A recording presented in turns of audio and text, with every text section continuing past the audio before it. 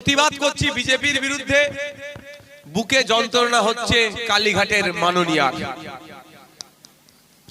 কালীঘাটের মাননীয়া বুকে ব্যথা ফিল করছে, চেস্টে পেন ফিল করছে যে মোদির বিরুদ্ধে বলছি আমরা, অমিত শাহর বিরুদ্ধে আমরা বলছি, আমরা আডবাণীর বিরুদ্ধে বলছি, আমরা দিলীপ ঘোষের বিরুদ্ধে বলছি, আমরা সুকান্ত মজুমদারদের বিরুদ্ধে বলছি, আমরা শুভেন্দু অধিকারীদের বিরুদ্ধে বলছি, কিন্তু বুকে যন্ত্রণা হচ্ছে কার?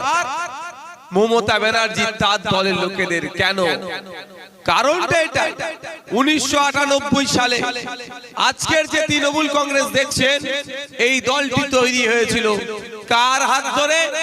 আডানিজি, আদবানিজি, মুরলী মনোহর যোশী বা এই ধরনের যারা সিনিয়র লিডার্স আছে বিজেপির, তাদের হাত ধরে এই তৃণমূল কংগ্রেসের জন্ম হয়েছিল।